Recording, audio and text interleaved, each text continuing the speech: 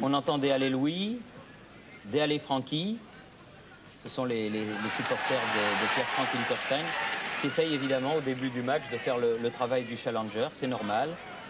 Il s'attaquait au titre de champion d'Europe des poids moyens que détient depuis sa victoire contre l'Allemand de l'Ouest Wissenbach, Louis Acariès.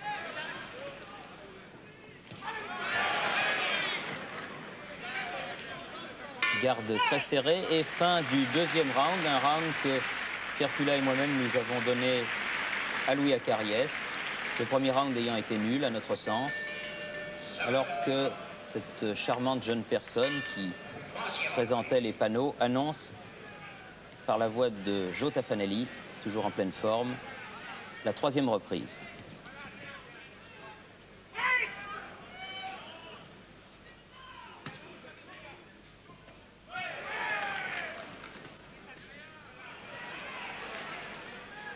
Alors là, on voit très nettement, au début de cette troisième reprise, Louis, que c'est vous, un petit peu, qui commencez à marcher sur votre adversaire. Vous avez pris la mesure de Pierre-Franck?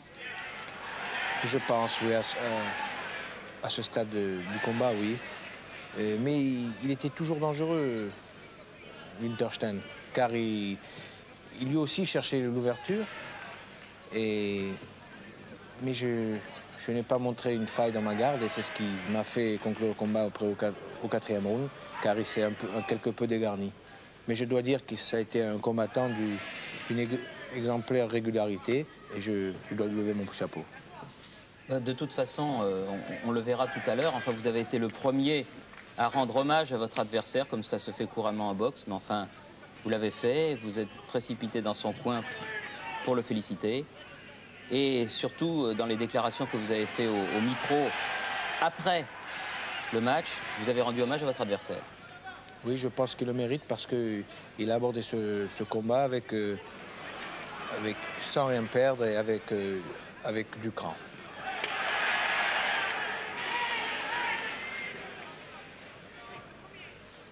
Les coups, vous le voyez, sont plus sérieux au cours de cette troisième reprise, aussi bien du côté du champion d'Europe que de son challenger. L'arbitre, M. Kriev, n'a pratiquement pas à intervenir. C'est un combat très clair.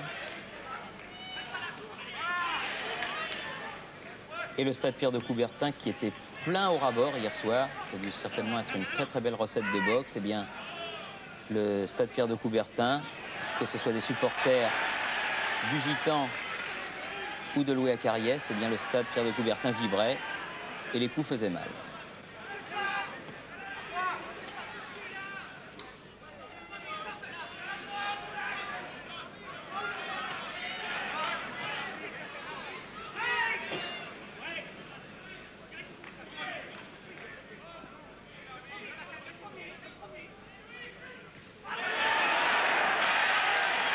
Crochet du gauche qui commence à saper la résistance de Winterstein. Nous sommes dans la deuxième moitié de la troisième reprise. Le Gitan essaye de rendre coup pour coup, mais c'est difficile car dès lors, on le voit clairement sur ces images, eh bien, Louis Acariès, fort de son expérience, il a disputé près du double de combat de son adversaire, eh bien, est quand même le patron du ring. Fin de la troisième reprise, encore une reprise à l'avantage de Louis Acariès et arrive la quatrième reprise, celle du dénouement. Alors je pense que nous allons la regarder et je dois vous dire que vous verrez, vous savez qu'il y a eu 3 knockdowns, le troisième étant le dernier, et des images au ralenti assez saisissantes. Regardez.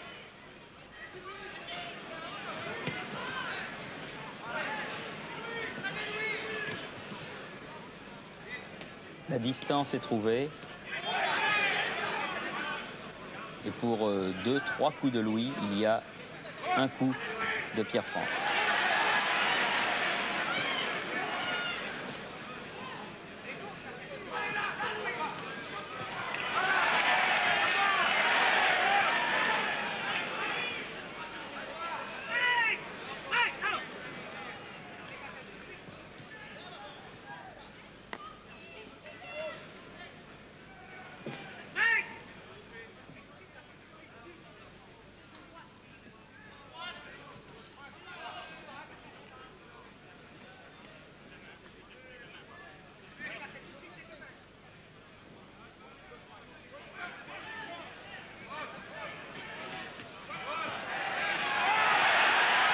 Voilà la première chute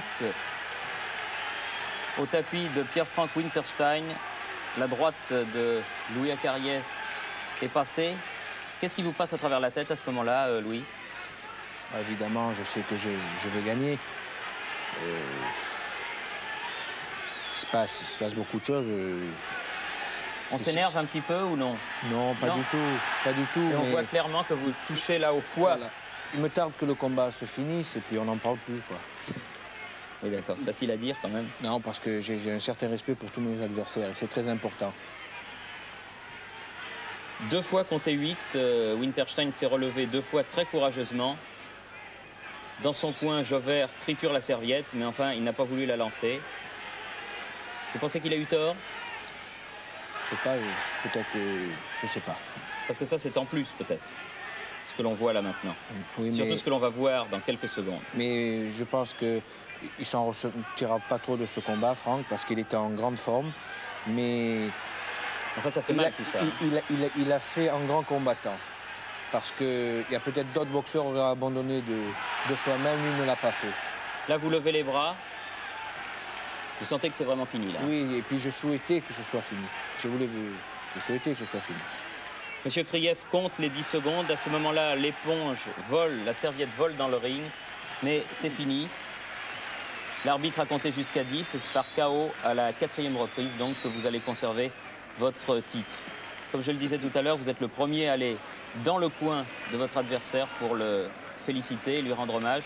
Et nous revoyons au ralenti les images de la fin du combat. Ce sont des images assez saisissantes. J'espère pour ma part que Pierre-Franck Winterstein, qui est un garçon plein d'avenir, qui n'a que 23 ans, exactement, ne s'en souviendra pas trop. Pas tellement physiquement, je pense qu'il récupérera, mais moralement surtout. Mais s'il a du cran, moralement, pour se surpasser, je pense qu'il peut, dans un avenir assez proche, refaire surface et apprendre le dur métier qu'est la boxe. Parce que les qualités les a, il a une qualité innée, c'est le punch.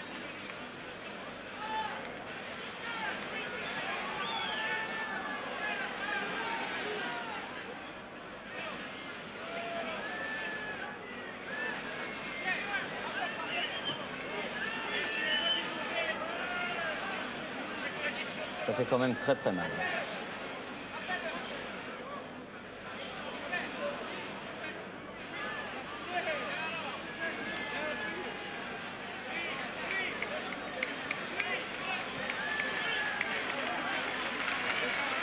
Et au ralenti, donc une dernière fois, la fin de ce championnat d'Europe qui aura, je pense, enthousiasmé et convaincu, si vous en aviez encore quelques détracteurs, mais je crois que maintenant en France, vous n'en avez plus, Louis. Vous en êtes conscient, je crois. Oui, bien sûr. Mais ça n'a pas été sans peine, car depuis 2 ans, je m'exile aux États-Unis pour faire cela, montrer que je suis capable d'arriver au niveau mondial. Je pense que j'y suis arrivé maintenant. Alors, et l'avenir? L'avenir, comme vous l'avez dit, je vais faire une demi-finale mondiale à Monaco au mois de juin. Et avant, je crois, Michel, que Louis va disputer son premier combat aux États-Unis contre un adversaire américain. Oui, on est fortement